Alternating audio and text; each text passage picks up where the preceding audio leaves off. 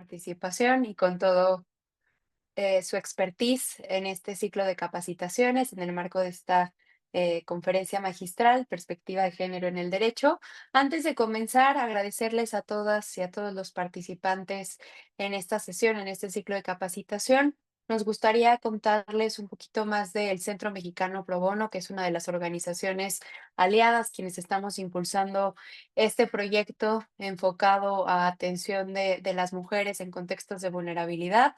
Entonces, me gustaría platicarles rápidamente sobre el Centro Mexicano Pro Bono. Creo que ahí ya pueden ver mi pantalla, nada más si me ayudan confirmando, por favor. Sí, sí, Fer, todo perfecto. Perfecto. Perfecto. El Centro Mexicano Pro Bono somos una organización de la sociedad civil sin fines de lucro, fundada en 2015 por Ivette Montero, que es una abogada ya con más de 20 años de trayectoria, justo con el objetivo de fortalecer la cultura de la legalidad y el acceso a la justicia en nuestro país. Esto vinculado o enfocado, principalmente a grupos vulnerables de nuestro país, ¿no? Organizaciones de la sociedad civil, personas dueñas de microempresa y emprendedores sociales, a través de una red de abogadas y abogados con este compromiso social que buscan generar el impacto, positivo en nuestro país.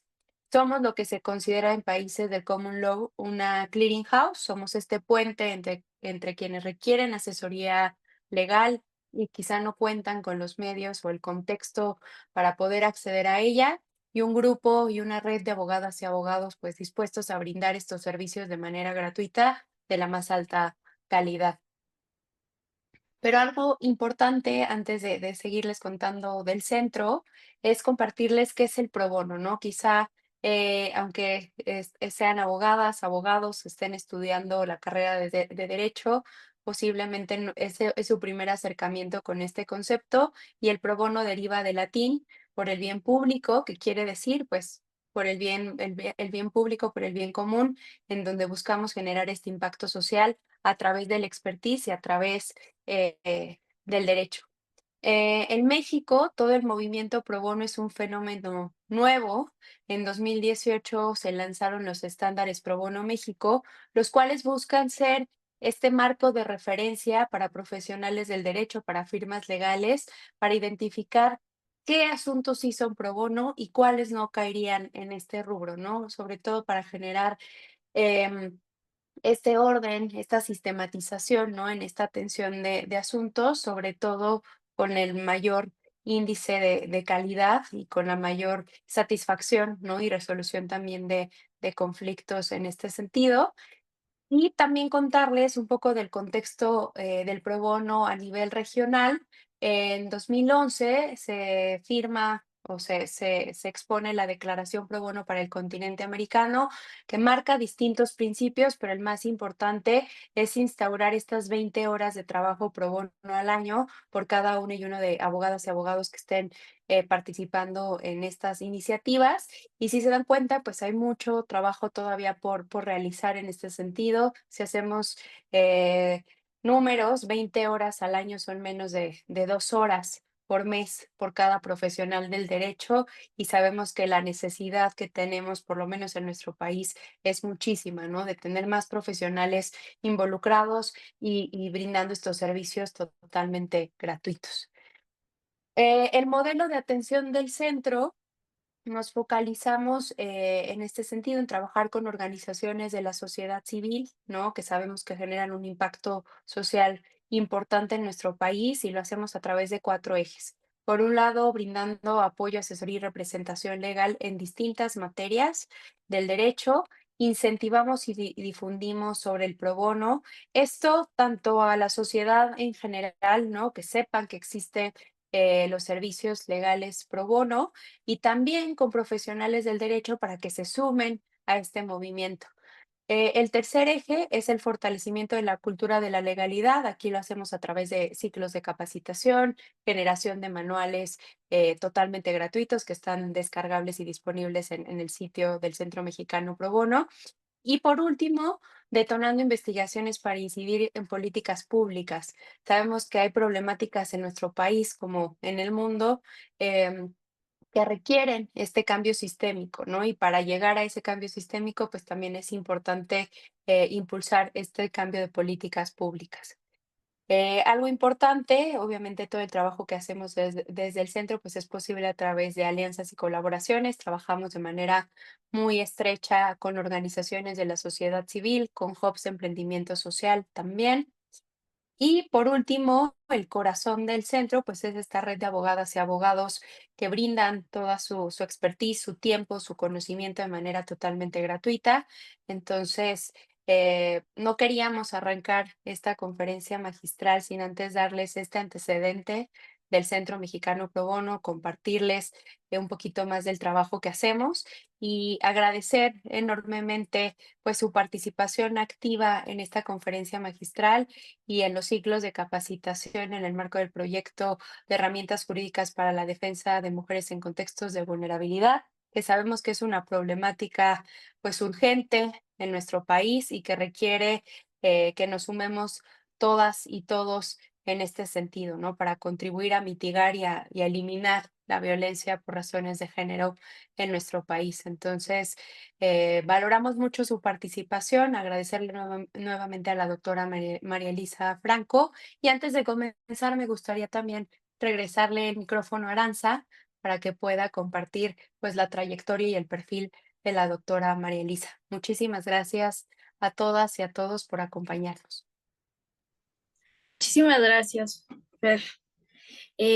A continuación me permito leer la semblanza de la doctora María Elisa Franco, quien es doctora y maestra en Derecho por la Universidad Nacional Autónoma de México, licenciada en Derecho por el Instituto Tecnológico y de Estudios Superiores de Occidente, ITESO. Es investigadora titular A de tiempo completo en el Instituto de Investigaciones Jurídicas de la UNAM, donde desde abril del 2023 coordina el Observatorio del Sistema Interamericano de Derechos Humanos. El Sistema Nacional de Investigadoras e Investigadores de la Secretaría de Ciencia y Humanidades, Tecnología e Innovación la reconoce como investigadora nacional nivel 1. Además, es profesora de la Facultad de Derecho de la UNAM y de la Maestría en Amparo, Derechos Humanos, Impartición de Justicia y Género en la Escuela Federal de Formación Judicial, así como de la Maestría en Derecho Procesal Constitucional del Centro de Estudios de Actualización en Derecho. Ha sido consultora para diversos organismos nacionales e internacionales como la OEA, UNESCO, la Comisión de Derechos Humanos del Distrito Federal, el Consejo para Prevenir y Eliminar la Discriminación en la Ciudad de México, entre otros, así como de organizaciones no gubernamentales como Impunidad Cero, de Justicia y la Oficina de la Defensoría de los Derechos de la Infancia. Fue pasante en la Corte Interamericana de Derechos Humanos, prestó asesoría a la Coordinación de Derechos Humanos y a la presidencia de la Suprema Corte de Justicia de la Nación y se desempeñó como directora de Igualdad de Género en el Consejo de la Judicatura Federal. En ese sentido, para mí es un honor contar con la presencia de una docente y catedrática e investigadora tan reconocida y sobre todo tan experta en este tema. Por favor, doctora Marisa Franco, el micrófono es suyo y muchísimas gracias de nuevo. De la presentación y también por la generosidad de la invitación. Les comento, como seguramente muchas y muchos de ustedes están en la misma situación, en la zona de la ciudad en la que estoy está lloviendo, por lo que por favor, y Ver dice sí, si no me escuchan bien, si me escucho cortar Aranza, porfa, me ayudas indicándome, igual me puedes mandar mensajitos si es que, ¿no? Alguna cosa pasa con la conexión y me avisan para yo apagar la cámara o hacer pues los ajustes que sean necesarios. Yo espero que podamos tener este espacio de diálogo. También agradecer pues la generosidad de titular cátedra magistral. Para mí va a ser un espacio para platicar con todas y todos ustedes sobre un tema que es fundamental para las y los abogados y es la aplicación de la perspectiva de género. Y vamos a empezar por qué es la perspectiva de género. Fernanda, muchas gracias por la invitación, muchas gracias al Centro Mexicano Pro Bono por esta deferencia que hacen hacia mi persona para estarles acompañando en este espacio y sobre todo a todas las que estamos acá. Veo que todas, bueno, por lo menos en mi pantalla tengo solo abogadas y eso me emociona profundamente porque es indispensable que las abogadas primero tengamos un espacio para nosotras. Entonces, un espacio donde podamos dialogar, donde podamos revisar los temas y donde podamos sentirnos en este entorno de confianza para abordar los temas. Entonces, pues qué gusto que se den un tiempo de su muy ajetreada agenda, porque yo estoy segura, todas tienen casos, todas tienen distintas ocupaciones, responsabilidades, y pues que estén acá, de verdad que yo lo valoro muchísimo. Quiero compartir con ustedes algunas ideas que me parece que nos van a ayudar a poder aplicar la perspectiva de género, porque tenemos que pasar de este desarrollo conceptual y teórico a una aplicación de la perspectiva de género. La perspectiva de género es un aporte que dan las teorías feministas y que en el derecho en México, y permítanme que mi presentación por obvias razones se va a centrar en México. En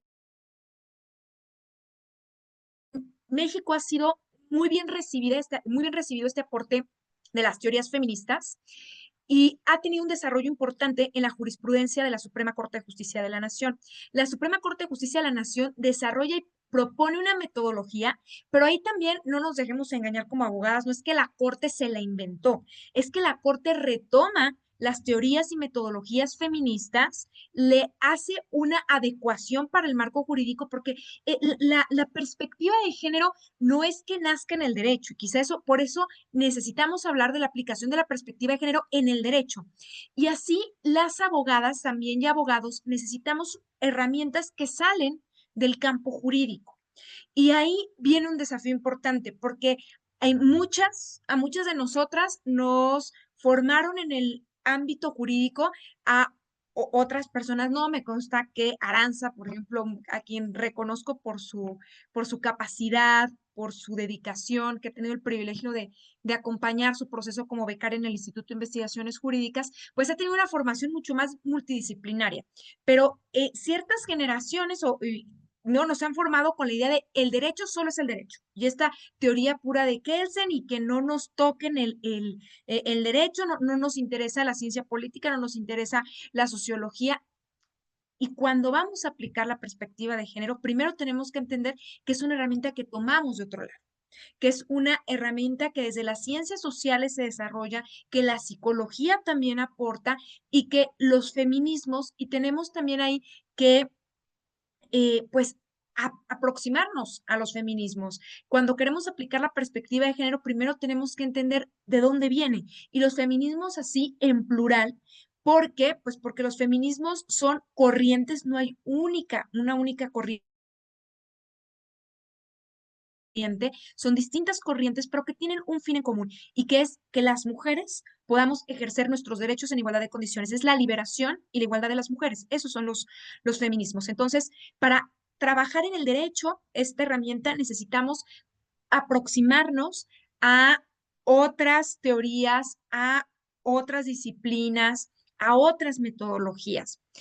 Y es muy interesante, me parece que es muy rico y la Suprema Corte de Justicia de la Nación lo ha hecho muy bien, esta incorporación de la perspectiva de género. Ahorita vamos a platicar un poco de esta metodología que se encuentra establecida en la tesis jurisprudencial 22-2016 y vamos a trabajar con algunos elementos básicos para la aplicación de la perspectiva de género en el derecho. Voy a compartir mi pantalla para que podamos...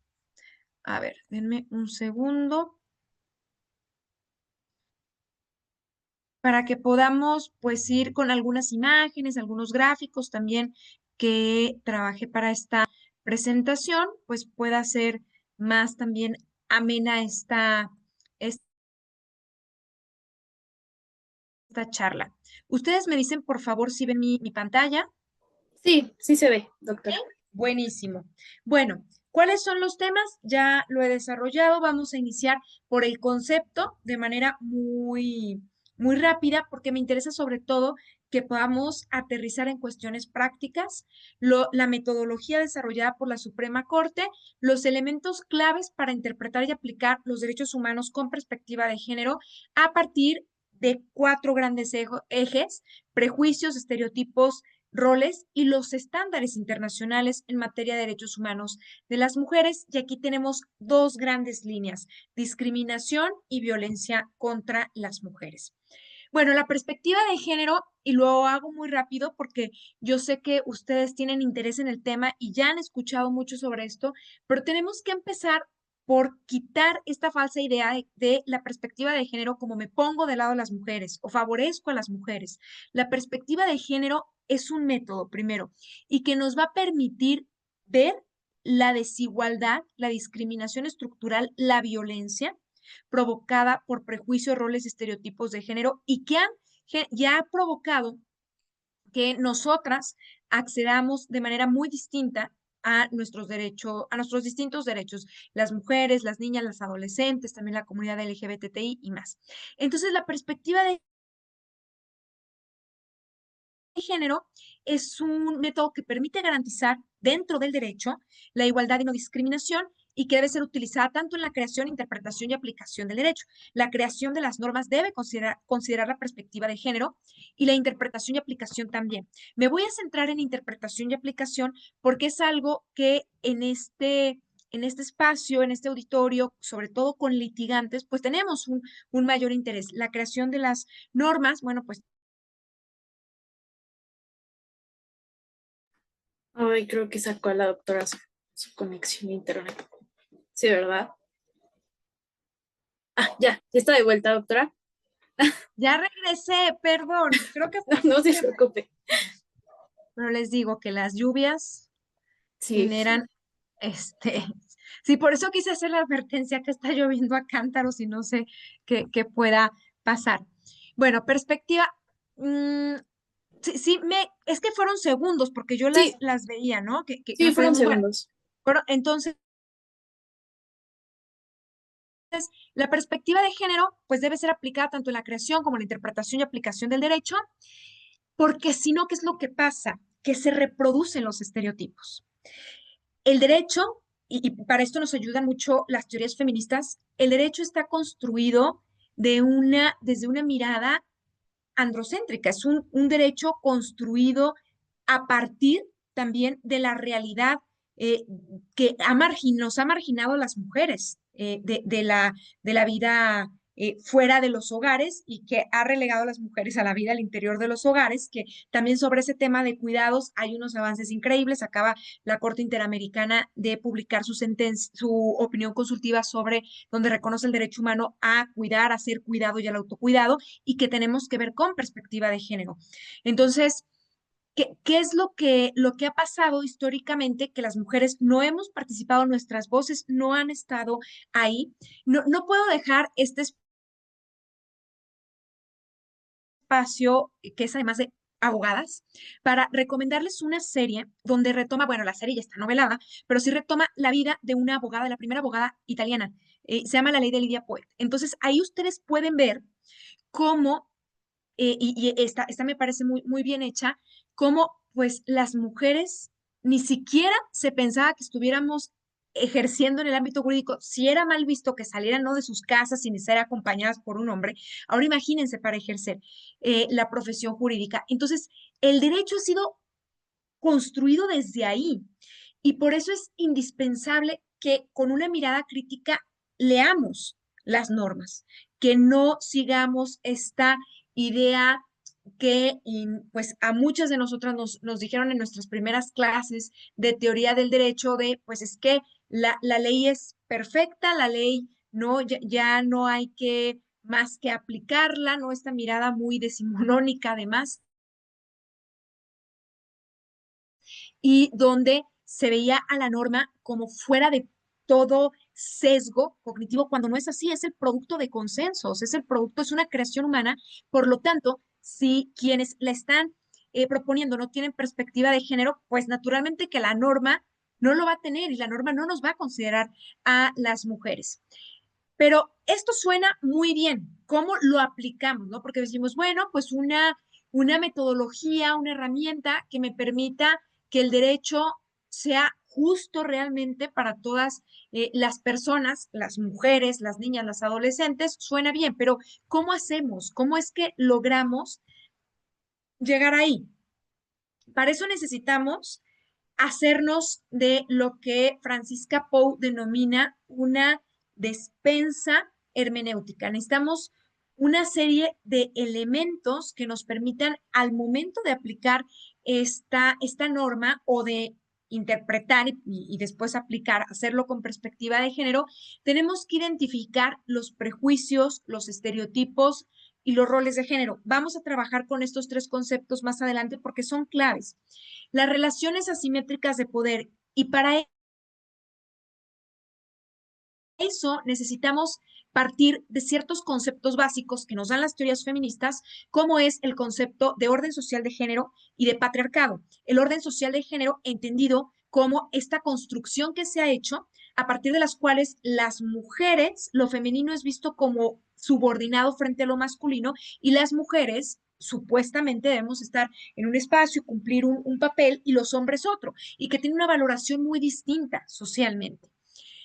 Y eso genera simetría de poder sin lugar a dudas. Entonces, otro concepto importante que tomamos desde la ciencia política es el concepto de poder. Situaciones de desventaja en las que se pueden encontrar las personas por su sexo o por su género, causas y consecuencias de la discriminación y violencia por motivos de género. En estos elementos claves que les decía, orden social de género, patriarcado, no podemos perder de vista dos elementos muy importantes. Primero, una discriminación y violencia histórica que hemos enfrentado las mujeres, y discriminación en la vida cotidiana, en todos los espacios.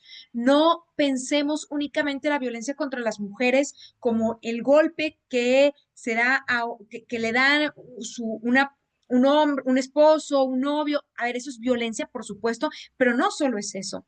Que a una alumna en la facultad de ingeniería, de derecho, la que ustedes quieran, que le digan, tú no eres tan buena para las matemáticas, o, eres mujer, entonces tú no vas a saber cómo hacer este ejercicio por el hecho de ser mujer. Eso es violencia y lo tenemos que nombrar y lo tenemos que evidenciar.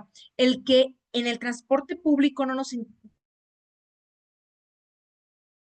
estamos seguras, donde nos toquen, eso es violencia. Entonces, me parece que tenemos que ver que la violencia y la discriminación contra nosotras permea las estructuras.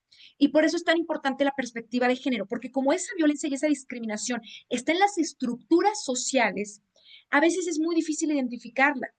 A veces es muy difícil identificar como discriminación y como violencia que una mujer, a una mujer le digan, pensemos desde la educación, a una niña le digan, bueno, pues es que tu lugar va a ser el cuidar únicamente a tus hijos, tú lo único que vas a hacer, o lo más importante, o lo primordial, o para lo que tú sirves, eres buena es para cuidar a otros, no porque el cuidar a otros sea malo. Eso está muy bien. De hecho, todas y todos tenemos que cuidar, y todas y todos tenemos el derecho a ser cuidados. El punto está cuando a una mujer le dicen, es que tú solo sirves para eso, es que tú solo vas a poder estar en esas esferas. Entonces, lo que puede parecer como muy natural, y justo la perspectiva de género nos pone todos los focos a ver qué es lo biológico y qué es lo social y culturalmente construido, como que las niñas jueguen con muñecas y los niños con carritos, algo que puede desde ahí no estar muy normalizado. Pues lo que está mandando desde edad temprana es un mandato de género, de, a ver, ¿por qué los niños no pueden jugar con muñecas? Que también jueguen con muñecas, porque también tendrán que cuidar, deberán cuidar también. Entonces, para mí un tema central para que avancemos para una aplicación de la perspectiva de género real, y de ahí demos el salto a la garantía de nuestros derechos, está en el tema de cuidados, y que hombres y mujeres somos responsables de cuidados, también la sociedad y el Estado, entendiendo que estamos hablando de un derecho humano. Entonces, estas ideas, estos estereotipos, estos roles que están ahí marcados, que están ahí, ahora sí que invisibilizados, que forman parte, pensemos, ¿no? Pensemos en sé que hemos avanzado afortunadamente, pero todavía hay familias donde las niñas no pueden salir a jugar fútbol y se tienen que quedar a lavar los trastes, desde ahí. O niñas que no pueden seguir estudiando. ¿Por qué? Pues porque ONU Mujeres hizo un estudio sobre eso que es pues desgarrador, porque ciertamente son familias en condición de pobreza, y solo asegurar, sí, sí sigo en línea, ¿verdad? Aranza, sí, buenísimo, es que apareció ahí Sí, doctora. No, a lo mejor me, me está sacando otra vez un, pero no. Bueno, entonces les decía, este estudio de mujeres donde van y les preguntan a las familias que tienen hijas e hijos y que deciden que sus hijas pues ya no van a seguir estudiando, que no estudien. Y la respuesta es, pues es que a ella la van a mantener y él va a mantener a una familia. Entonces, desde esos roles de género como una barrera para acceder al derecho a la educación. Entonces, ahí vemos que estas ideas de, bueno, pues es que ella la van a mantener, es que ella se va a dedicar a cuidar a sus hijos, es que ella se va a dedicar a cocinar, ella, eso va generando, esos estereotipos, esos roles van generando barreras para el ejercicio de los derechos. Y eso es lo que tenemos que ser capaces de ver, de identificar para poder para que los derechos humanos de las mujeres sean una realidad, para que puedan ser garantizados. Y esto es la perspectiva de género, preguntarnos por esta discriminación y violencia histórica, preguntarnos por los factores de discriminación, por los impactos diferenciados que tiene una ley, una norma, política pública o programa en razón del género de las personas, cuestionar la neutralidad de las normas, las leyes, las políticas públicas, un análisis interseccional que es muy interesante porque esto implica no solo entender que la categoría de género provoca barreras, que sí lo hace, por supuesto, pero como cuando la categoría de género tiene una interrelación con otras, por ejemplo, el ser indígena o el ser afrodescendiente o la orientación, o bien la orientación sexual o una discapacidad o la edad, una niña o una mujer mayor, pues entonces las barreras son todavía mayores. Y la interseccionalidad nos permite ver esto. Vamos a platicar sobre la interseccionalidad en unos minutos. Y bueno, pues el lenguaje incluyente. Esta es una mirada panorámica sobre el concepto de perspectiva de género como este método, como esta herramienta que en el derecho hemos tomado de otras ciencias sociales y que especialmente las teorías feministas lo han aportado y vemos qué queremos con la perspectiva de género, cuál es el objetivo de aplicar esta perspectiva de género en el derecho, modificar las causas y efectos de la violencia contra las mujeres, corregir discriminación, superar la discriminación, eliminar las barreras y que nosotras podamos ejercer todos nuestros derechos humanos en igualdad de condiciones. Y para esto, en el derecho tenemos una herramienta muy importante y es la metodología desarrollada por la Suprema Corte de Justicia de la Nación en la tesis jurisprudencial 22-2016 de la primera sala. La Corte ha hecho, podríamos hacer un recuento sobre el desarrollo jurisprudencial en la materia de la de la Suprema Corte de Justicia de la Nación y siguiendo la Corte Interamericana, porque de hecho vamos a ver que las raíces de esto está en Campo Algodonero. Campo Algodonero viene a marcarnos un antes y un después en nuestro país, pero vemos cómo la Suprema Corte de Justicia de la Nación ha logrado desarrollar un método que es consistente, me parece que lo hizo de la mejor manera y yo creo que aquí también que es importante nombrarnos y nombrar a las mujeres. Fue una secretaria quien proyectó la primera sentencia donde se propone este método, quien hoy es magistrada federal y que lamentablemente en unos días dejará de serlo por la reforma judicial, justo. En unos días vamos a perder a esa magistrada, Cecilia Armengol, quien propuso esta metodología y que, bueno, ha hecho también aportes muy importantes a los derechos de las mujeres, la infancia, primero en la corte, después como magistrada de circuito. Entonces, esta metodología lo que hace es visibilizar, y les quiero contar un poco del caso del que viene este método, porque eso nos va a ayudar a entender por qué la corte propone esto y cómo la perspectiva de género nos cambia por completo la mirada de un caso. Entonces, a ver, pensemos en Guanajuato, porque además es en la entidad federativa donde se desarrolla este caso. Una pareja, unos esposos estaban casados, tenían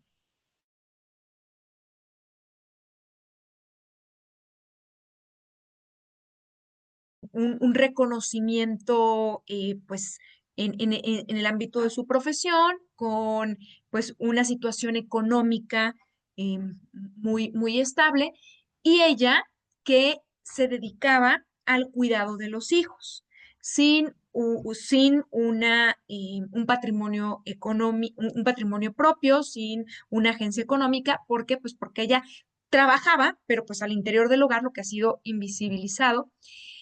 Él, muy violento con ella, la violentaba física, sexual y psicológicamente, y una noche que ella dentro de pues esta violencia sexual y física que ejercía, ella sale del hogar, sale huyendo, temiendo por su vida.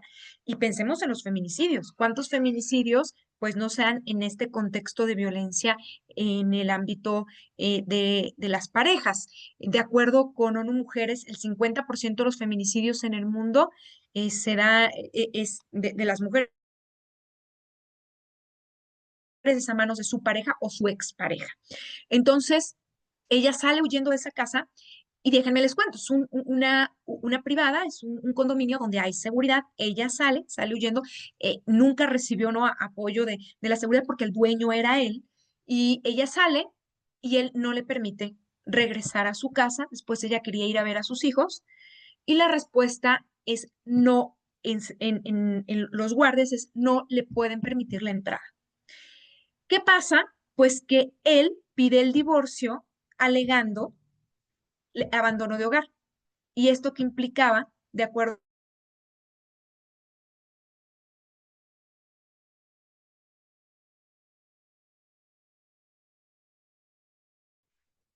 Mm, doctora, Sí. se trabó un poquito. Ay, muchas gracias, Aranza. Sí, ¿Ahí ya me escuchan bien? sí, todo bien. Se quedó en Sí. que implicaba. Pérdida de la patria potestad. Sí, ahí. Perfecto. Bueno, entonces, en primera instancia, y recordemos la simetría de poder, por eso es tan importante, ella no tenía un acompañamiento jurídico, por eso celebro estar en el Centro Mexicano Pro Bono y celebro estar con abogadas que van a poder trabajar y defender este tipo de casos, porque eso es lo que cambia completamente pues la vida de una persona. Ella quería ver a sus hijos, no le permitieron estuvo meses sin poder ver a sus hijos. Imaginen lo que eso representa, impacta, donde el juez decía, bueno, pues tú abandonaste el hogar, primera instancia, ella pierde la patria potestad, en segunda instancia confirman, el Tribunal Superior de Justicia confirma en apelación y se va a amparo directo y se solicita, es un amparo directo en revisión el que da lugar a esta tesis. En amparo directo también el colegio dice, a ver, pues es que se ha aplicado bien porque si hubo un abandono del hogar. Y es cierto, había un abandono del hogar, ella se había ido, pero ¿por qué se había ido? Y eso es lo que la perspectiva de género nos permite ver de manera distinta. Entonces, la primera sala de la Suprema Corte dice, a ver, cae, encuadra en la hipótesis normativa, ¿no? De esas que nos enseñaron la clase de teoría del derecho, a ver, hipótesis normativa, la consecuencia A, ¿no? Tiene la hipótesis A, entonces, pues la consecuencia jurídica B, encaja sí. Ella abandonó, sí, ella se fue, ella no estaba ya con sus hijos, no regresó por sus hijos, porque además eso es revictimizante que digan, oye, tienes que regresar al lugar donde eres violentada y maltratada, ¿no? Eso ahí también hay que cuestionarlo y verlo de manera muy analítica, pero a ella le impidieron el acceso porque el dueño de la casa era él y les dice a los guardias, no entra. Y no tuvo ninguna posibilidad de tener contacto con sus hijos después. Y ella sale, pero sale por un contexto de violencia y sale huyendo, temiendo por su vida. Entonces, ¿qué es lo que dice la primera sala? Momento. O sea, sí es cierto, sí encuadra en la hipótesis normativa, pero necesitamos otras herramientas que nos ayuden a leer de manera distinta el caso, porque sin perspectiva de género, este caso es, ella abandonó el hogar, se acabó, pérdida de la patria potestad y ya no hay más. La perspectiva de género nos da una posibilidad real de justicia, porque es profundamente injusto que una mujer, además de haber sido violentada física, psicológica y sexualmente, el derecho la castigue con la pérdida de la patria potestad. Eso es profundamente injusto. Entonces, ¿qué es lo que hace la primera sala? Dice, necesito una herramienta adicional, porque así con lo que tengo no me alcanza. Y propone este método. Propone este método que debe ser utilizado siempre por las y los juzgadores, aun cuando las partes no lo soliciten, y para verificar si existe una situación de violencia o vulnerabilidad que por cuestiones de género impida impartir justicia de manera completa e igualitaria. Justicia realmente, porque lo que tenemos de la otra manera es una aplicación de la norma, pero no justicia. Ahí no hubo justicia en las otras dos sentencias. ¿Se aplicó el código? Sí, se aplicó, pero no se hizo justicia porque no se hizo este análisis. Entonces, a partir de este caso, y por eso me gusta siempre explicar de dónde viene, pues es a partir de un caso de violencia en el ámbito familiar y donde además hay una consecuencia. Imagínense, además de todo lo que atravesó, pues el juez en su momento, o jueza, y después lo que hace en los magistrados es confirmar en apelación y decir, pues pierdes la patria potestad porque abandonaste a tus hijos. Lo primero que se tiene que hacer es identificar si existen situaciones de poder que por cuestiones de género den cuenta de un desequilibrio entre las partes. Aquí teníamos un desequilibrio clarísimo. Él tenía agencia económica, él salía a trabajar, ella trabajaba al interior del hogar sin recibir una remuneración. Por eso es también tan importante el precedente de la Suprema Corte sobre la doble jornada laboral, donde se reconoce como doble jornada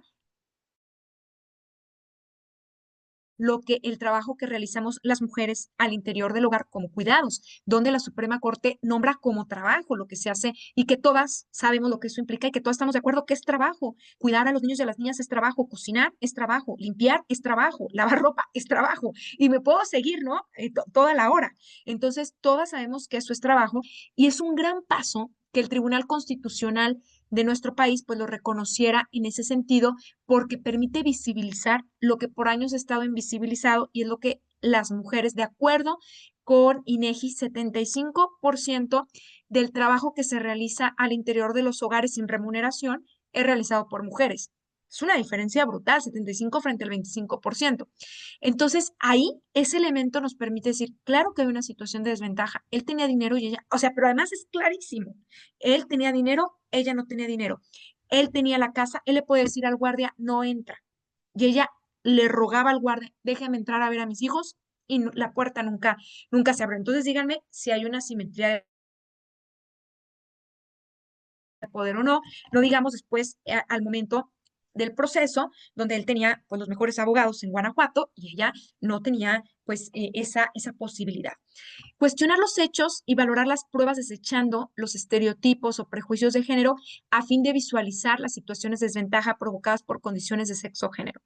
Y aquí viene una tarea que es muy ardua, que es muy difícil también, pero que todas y todos lo tenemos que realizar y es ser capaces de ver lo que históricamente se ha hecho invisible, que son los prejuicios, los roles y los estereotipos. Al patriarcado le ha tomado mucho tiempo hacer que lo sintamos como natural que, pues es que las mujeres son las que cuidan, es que, y ahí está un estereotipo, un reproche social como una buena madre y es todo este constructo que hay sobre la maternidad y la buena madre, ¿no? Como una buena madre va a dejar a sus hijos.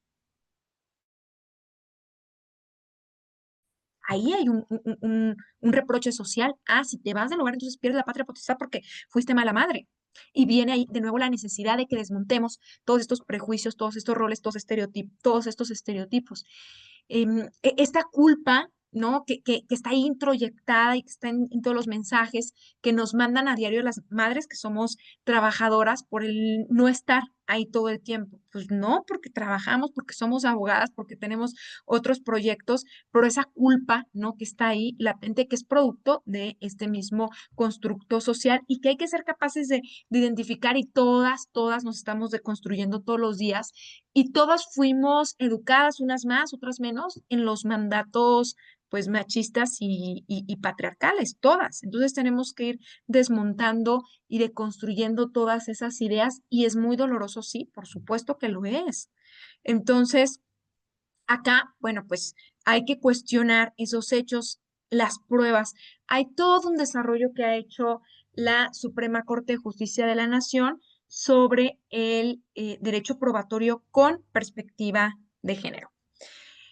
Em, Bueno, en caso que el material probatorio no sea suficiente para aclarar la situación de violencia, y esta me encanta, y hay cómo ha generado debates y discusiones, sobre todo en materia penal, pero que dicen, a ver, es que no, los jueces no pueden meter pruebas, pero aquí, mire, quiero que lo analicemos bien. En caso que el material probatorio no sea suficiente para aclarar esta situación de discriminación o de violencia, ordenar las pruebas necesarias. ¿Qué es lo que pasa? Que muchas veces las mujeres señalan, es que soy víctima de violencia ¿no? En sus procesos familiares. ¿Y qué pasa? Que se dice, no es que nada más tiene su dicho. Pues ese dicho ya es un elemento suficiente para que empieces a indagar como juez o como jueza, porque tu Estado tienes una obligación de garantizar los derechos de todas las personas, especialmente mujeres, niñas, por la discriminación y violencia que hemos enfrentado. Entonces, aquí este punto es muy, pero muy importante, porque los jueces no podrían o las juezas decirnos, es que, pues, ¿qué cree? Nada más lo dijo, pero no lo probó.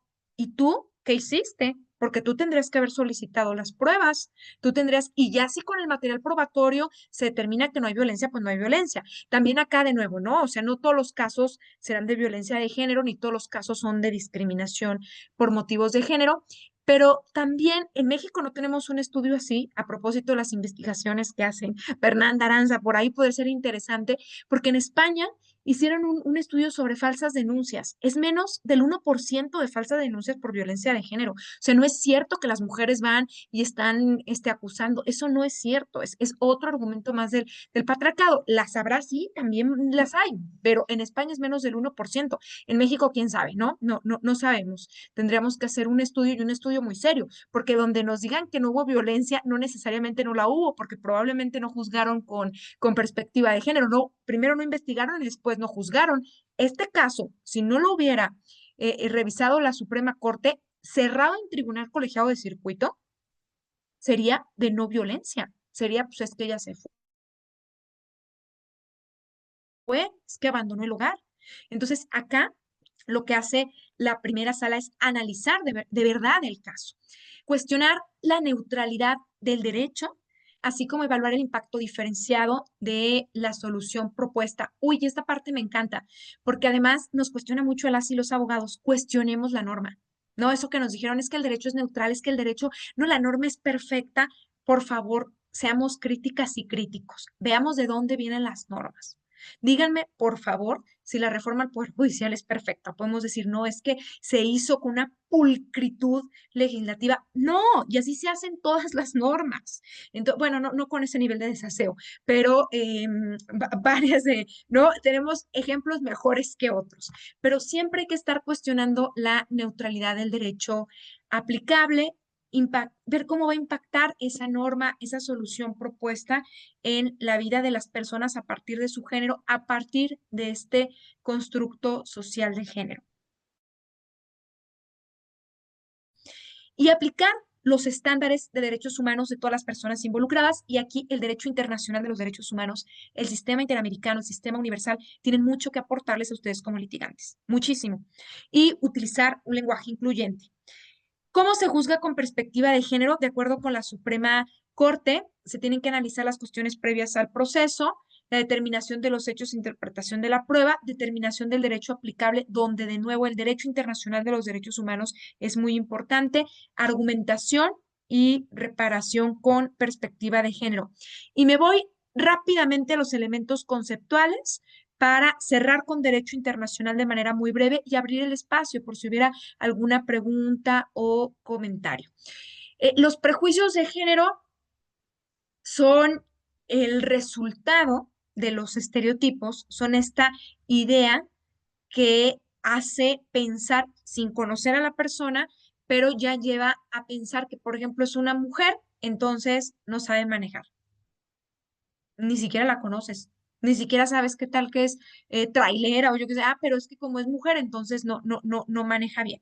Entonces, los prejuicios son este conjunto de actitudes o comportamientos que llevan a tener una opinión o actitud negativa frente a una persona y que representa barreras para el ejercicio de derechos. Por ejemplo, cuando yo llegué, hace ya muchos años, yo no soy de la Ciudad de México, por eso les decía que habremos quienes hemos sido educadas con todavía en una esfera mucho más patriarcal, ¿no? Como yo soy del occidente del país, muy machista y conservador, que cuando yo llegué a vivir a la Ciudad de México, bueno, fue un impacto de libertad maravilloso. Pero les quería comentar que yo, bueno, ya se imagínense, no había aplicación de Uber ni nada de eso. Y en el sitio que normalmente yo solicitaba o pedía taxi, había una mujer taxista y me decían así como, pero iría, no, Fulanita, no hay problema. Yo no, claro que no, porque va a haber un problema. Y ella me contó que varios clientes, cuando llegaba a recoger, le cancelaban el servicio porque era mujer. Ella manejando el taxi, pero es que no sabe manejar. Y les estoy hablando no de hace 100 años, ¿verdad? Les estoy hablando de hace 15 años, donde una mujer taxista llega a su trabajo, y le dicen, no, no, voy a pedir otro taxi por ser mujer. Entonces, ahí está el prejuicio, ni siquiera la conocen, no saben si ha chocado, si es sobresaliente en su examen, no, pero es mujer, entonces no. Entonces, ese es el prejuicio de género.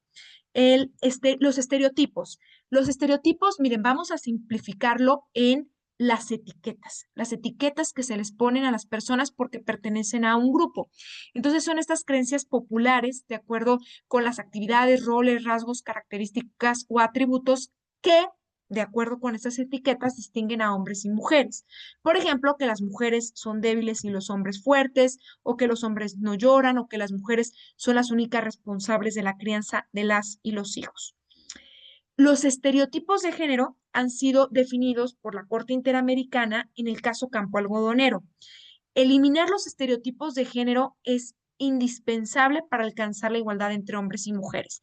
La Corte Interamericana señala que los estereotipos de género son estas preconcepciones de atributos o características poseídas o papeles que son o deberían ser ejecutados por hombres y mujeres respectivamente. Y quiero llamar su atención en lo siguiente. Esto está muy interesante conceptualmente, pero acá a las abogadas nos importa mucho.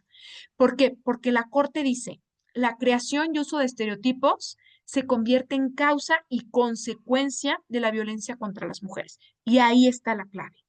Si no eliminamos los estereotipos de género, no vamos a eliminar la violencia contra nosotras. Entonces, en el derecho, ¿qué es lo que tenemos que hacer? Identificar los estereotipos de género. Ustedes como litigantes, ponérselos ahí a las juezas y a los jueces. Y con esta reforma judicial todavía más. Porque perdimos, y no estoy diciendo que estuviéramos perfectos en el tema, ni mucho menos, pero sí perdimos a gente que ya se había capacitado, que nos faltaba mucho, ¿verdad? Porque ya tenía cierta sensibilidad con el tema. Vamos a tener que volver a empezar. Entonces, como abogadas, yo lo que les digo es con peras y manzanas, decirles, a ver, aquí está la metodología y los estereotipos son estos, los prejuicios son, claro, no desarrollo conceptual. Bueno, si lo quieren hacer está muy bien también, pero decirle, a ver, el estereotipo en este caso sería pues que se trata de una mujer, que el estereotipo de que las mujeres deben ser, pensando en el caso que da lugar a esta metodología, deben ser las que cuiden a los hijos e hijas, no deben abandonar a sus hijos e hijas, ¿no? Toda esta, ir desmontando toda esta serie de ideas. Entonces, sí, porque los estereotipos se vinculan directamente con la posibilidad de que el derecho humano de nosotras, una vida libre de violencia, sea una realidad o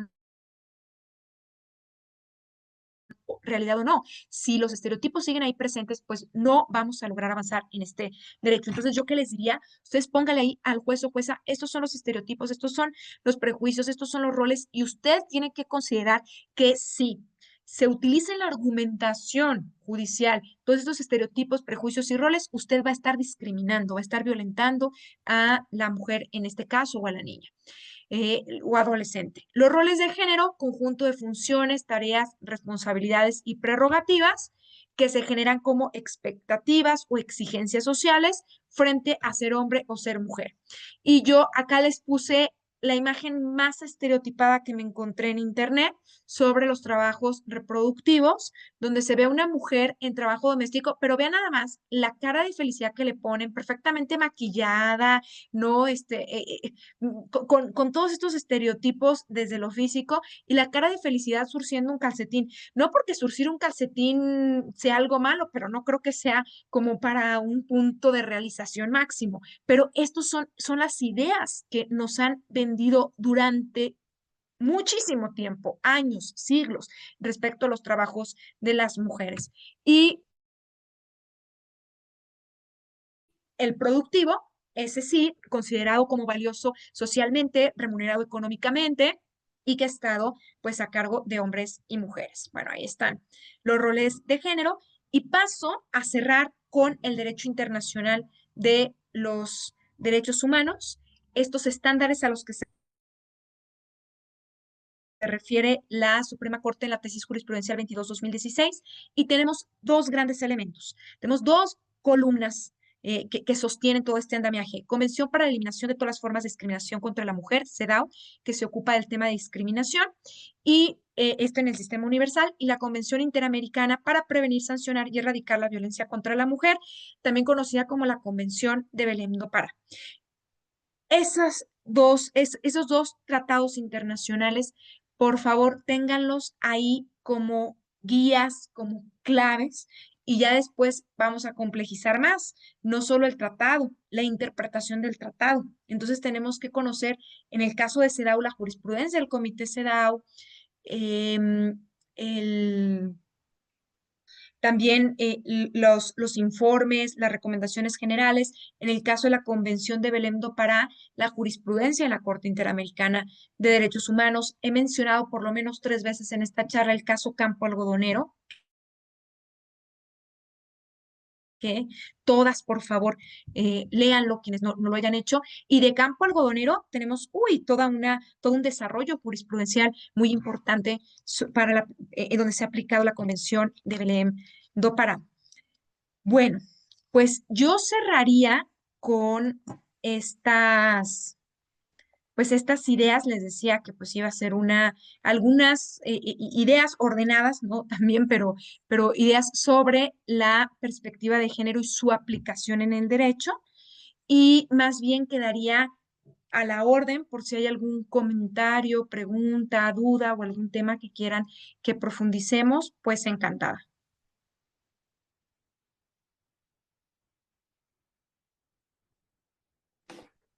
Sí, doctora, muchísimas gracias. Y pues ahora sí es el espacio para que puedan levantar su mano, abrir su micrófono y si tienen alguna duda concreta, pues aprovechen a la doctora María Elisa Franco, que es experta en el tema y que tiene bastante experiencia en este tema.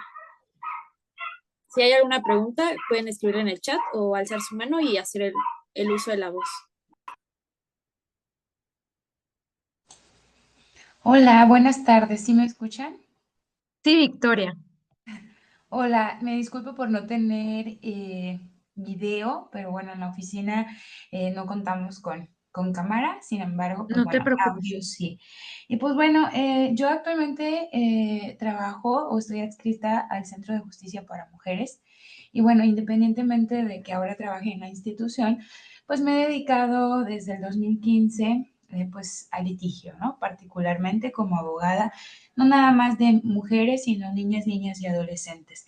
Y rescatando un poquito de todo lo que nos ha podido compartir el día de hoy, me tomé el atrevimiento, ¿verdad?, de tomar ciertas notas y pues crear lo que voy a argumentar ahorita.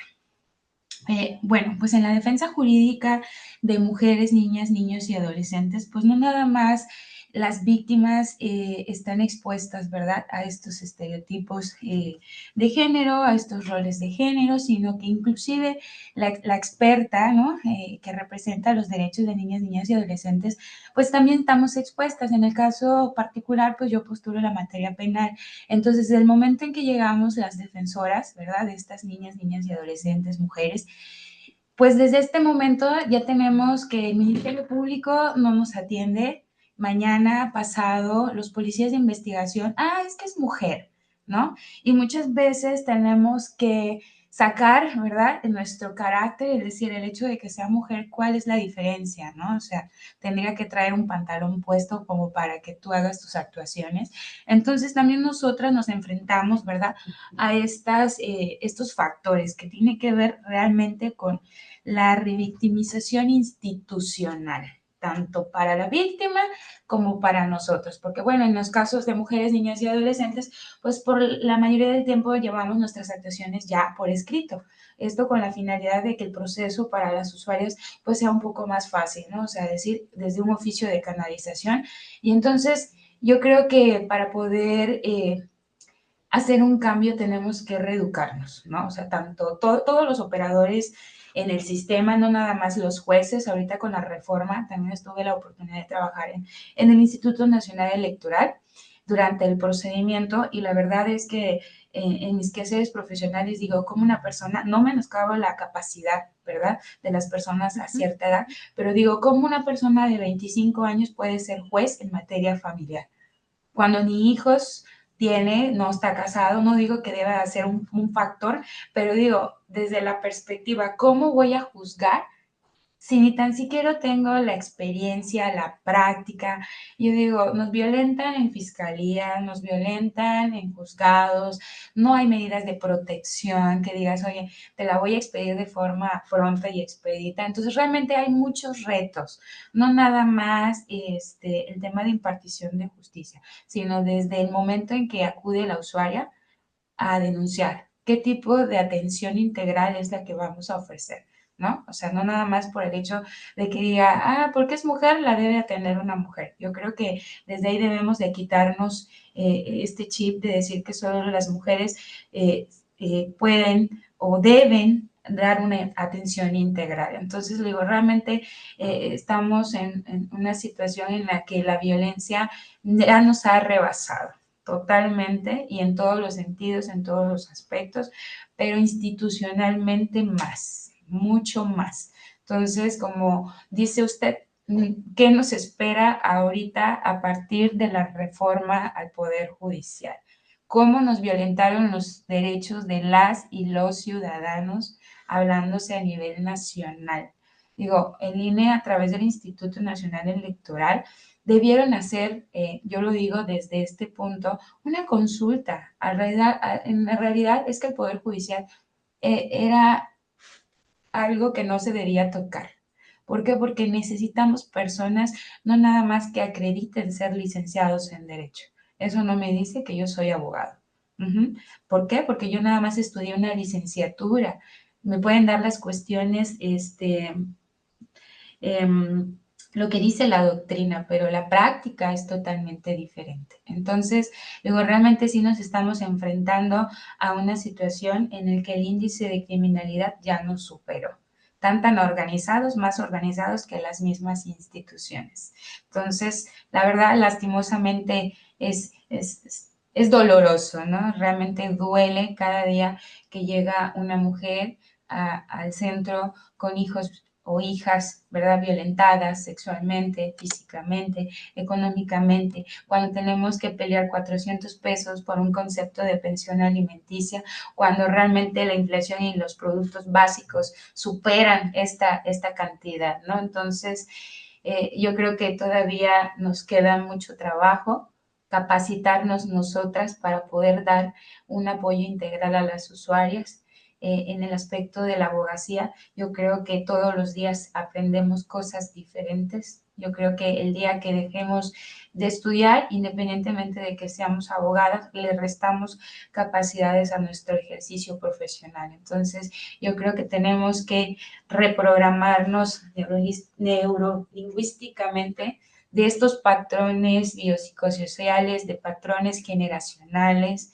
Digo, realmente sí nos queda mucho trabajo a todas y a todos, ¿no? Porque no nada más es una actividad que sea inherente a la mujer, sino también a aquellos hombres que administran justicia en nuestro país. Gracias.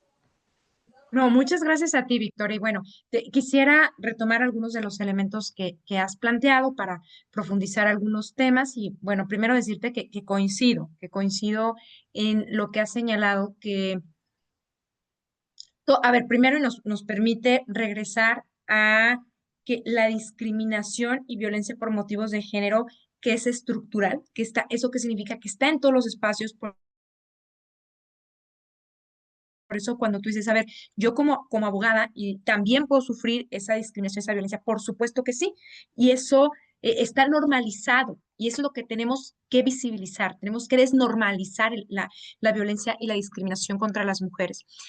Em, Creo que hay desafíos muy importantes y coincido completamente, Victoria, con el cierre que tú señalabas, y hay que seguir estudiando y sobre todo en este tema, seguir trabajando de los estándares.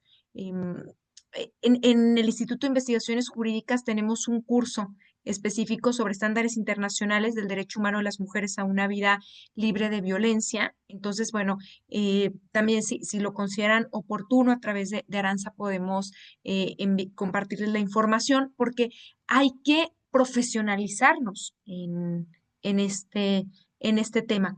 Les recomiendo también, seguramente ya todas lo tienen en el radar, pero el protocolo para juzgar con perspectiva de género de la Suprema Corte es una herramienta muy, muy buena porque tiene un desarrollo conceptual y teórico y retoma la tesis jurisprudencial 22-2016. Entonces, vale la pena que lo revisen, que lo estudien, que lo tengan ahí presente. Juan levantó la mano, me parece, pero ya no veo quién estaba. Es que había alguien con la mano levantada. Y creo que decía Juan, pero no sé. Sí, pero creo Perdón, que ya la maestra, va. disculpe. Ya. Sí, Disculpe adelante, es por que favor. estoy ahorita en especialidad, pero nada más quería, bueno, hacer la intervención porque sí quisiera abundar en este tema porque yo trabajo en la unidad de medidas cautelares de la Ciudad de México. Entonces me gustaría profundizar esta circunstancia porque la cuestión del riesgo para la víctima, bueno, considero que es un punto que se debe de profundizar y pues a veces en las carpetas tenemos una información muy sesgada, muy, vamos, cuando son situaciones con detenido, y en ese aspecto yo quería profundizar en esos aspectos del riesgo para la víctima. Pero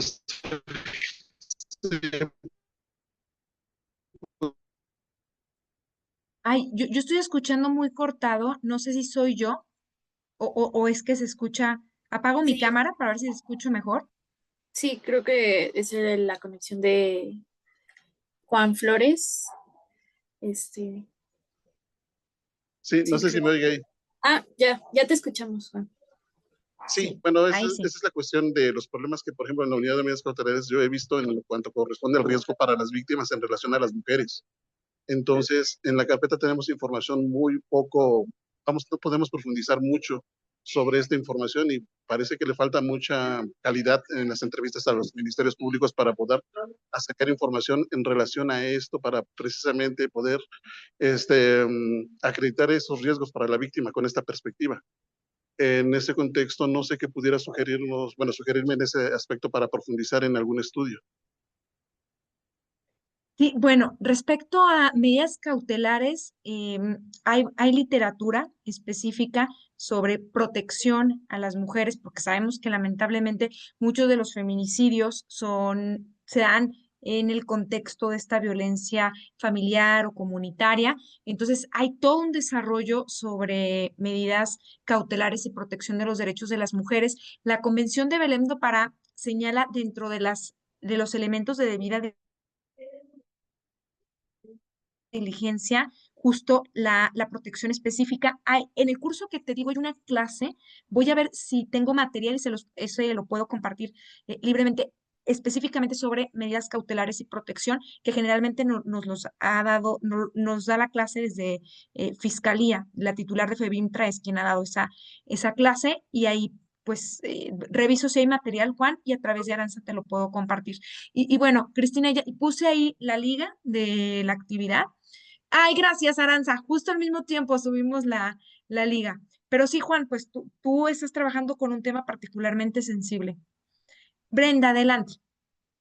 Gracias. No, solamente quería comentar sobre lo que comentó Juan. Sí, es un tema bien complejo porque, o sea, estadísticamente, y se puede ver también en la sentencia de Mariana Lima, cuando una mujer está saliendo de la relación de violencia, está particularmente en peligro, ¿no? Vulnerable. De ahí, ajá, Sí. entonces, pues como nada más hacer hincapié en eso y pues sí tener como mucha conciencia de ese impacto que puede haber para establecer una medida cautelar, ¿no? Porque, por ejemplo, a veces pedimos que esta persona salga del domicilio, ¿no?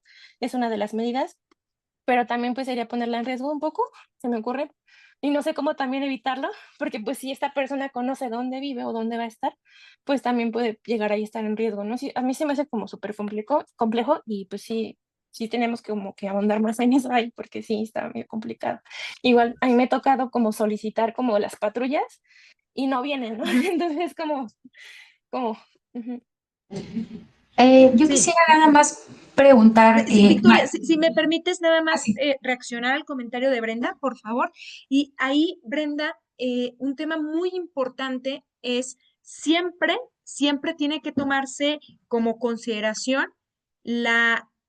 los derechos de la mujer y a partir de ahí es que se toman las medidas. Y tenemos un desafío importante para el cumplimiento de esas medidas, sin lugar a dudas, de política pública, desde que se entienda que son importantes, que no es que ella esté inventando, que son, muchas veces lo he escuchado. Tuve un trabajo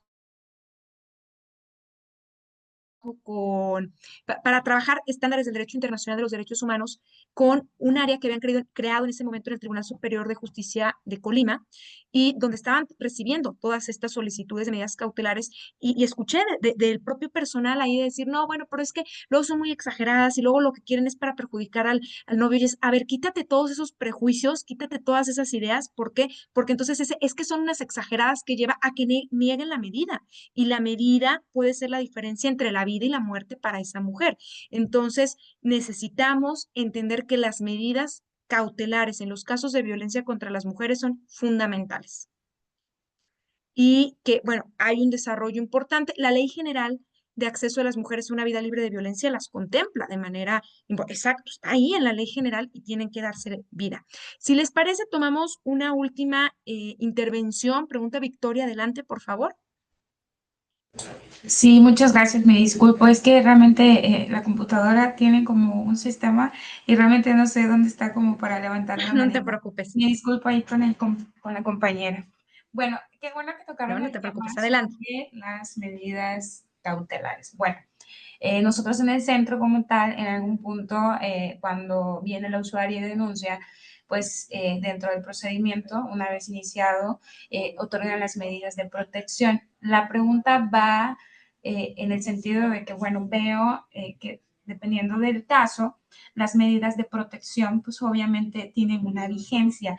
La pregunta es, ¿usted considera, porque bueno, desde mi postura digo, las medidas de protección no deberían tener una vigencia de 30 No días, deberían 60 tener, de días, acuerdo. 90 días, porque al ¿Cómo final sé? de cuentas, cuando hablamos de violencia, pues no es algo que sea cíclico o persistente, sino que, y que no depende de un plazo corto o mediano, porque al final de cuentas la violencia incrementa. Ajá. Entonces, tanto para los operadores, o sea, es decir, los actores o las personas que intervenimos desde el momento en que viene la usuaria hasta que una carpeta de investigación pudiera judicializarse y pudiera obviamente tener una reparación del daño integral. Digo, procesalmente, el que la usuaria venga para poder renovar, ¿verdad?, esta vigencia de las medidas de protección, yo lo considero desde este punto de vista una revictimización. Ajá, yo creo que las medidas de protección no deberían tener una vigencia, o sea, decir 30 días, sino más bien considerar o ver el análisis del caso y decir, bueno, nosotros aplicamos una escala de valoración de riesgo cuando hablamos de acciones que puedan llevar a un feminicidio. Por ejemplo, en esos casos, yo no daría una medida de protección de 30 días. O sea, yo lo De acuerdo pregunto, contigo, Victoria. De ¿usted acuerdo, considera debería completamente. o no debería tener una vigencia? No, no debería tener porque lo que te debe marcar es el riesgo. Debería haber una evaluación del riesgo permanente. O sea, ¿qué les hace pensar que esa mujer al día 31 ya no va a estar en riesgo? Entonces, tiene que haber una evaluación constante de las medidas. Y Victoria colocó en el chat algo con lo que yo coincido. Suena muy bonito todo, pero sería bueno que las fiscalías tienen la obligación de investigar con perspectiva de género, tienen la obligación de aplicar la perspectiva de género y por eso es tan importante que sigamos trabajando, que trabajemos con todos los espacios, ustedes como litigantes, ir avanzando, empujando el tema, porque Mariana Lima es una sentencia que ustedes ya han señalado. Este caso que da lugar a la metodología para juzgar con perspectiva de género llegó porque una abogada, un abogado se atrevió a litigar y a llevar esos argumentos. Se atrevió a llevar de esta manera los casos. Entonces, pues yo creo que es muy importante que ustedes como litigantes sigan trabajando estos temas. Yo de verdad los felicito por estar acá. Y bueno, si les parece, yo tengo que terminar ya también por compromisos adquiridos. Entonces, no sé, Victoria, si quieres de manera muy breve, por favor.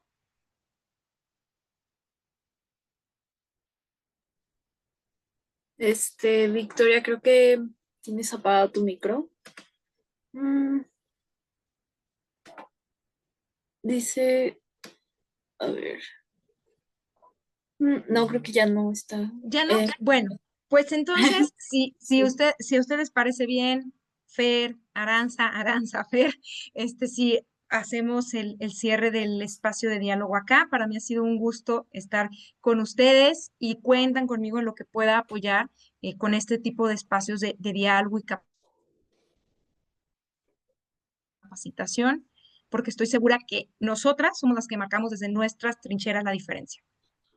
Sí, doctora, muchísimas gracias. Y justo como cordialidad, Centro Mexicano quiere, bueno, compartir con todas las personas aquí asistentes, ¿no? Este reconocimiento que muy, muy, muy, honradas nos tiene, ¿no? Por haber impartido esta conferencia y magistral, ¿no? Perspectiva de género de derecho. Le haré llegar esta constancia y muchísimas gracias. Creo que todas las personas aquí coinciden que fue una cátedra magnífica, de sumo interés y sobre todo que ayuda a sensibilizar al respecto. Y me quedo con este último comentario muy atinado, que ante una reforma judicial, ¿no? ¿A quién le toca tener esta genialidad? Y la genialidad viene desde el abogado litigante, desde las personas que se realizan, que se dedican a la investigación, que están haciendo estudios. Todas esas personas son en las que en estos momentos podemos confiar más que nadie. Entonces, muchísimas gracias, doctora. Le agradezco de parte del Centro Mexicano Pro Bono, el Cyrus Vance Center for International Justice. Ha sido una cátedra muy, muy, muy magnífica. Muchísimas gracias. No, muchas gracias a ti, Aranza, muchas gracias a todas las colegas abogadas que están acá conectadas y a los colegas también. Vi que estaba Juan y creo que también alguien más. Fer, muchas gracias por la invitación y pues nada, yo me siento muy, muy honrada de poder participar en estos espacios y hay que seguir empujando este tema. Les mando un abrazo, que tengan muy linda tarde. Muchísimas gracias, doctora. Que estén muy bien y gracias a todas y a todos por sus participaciones.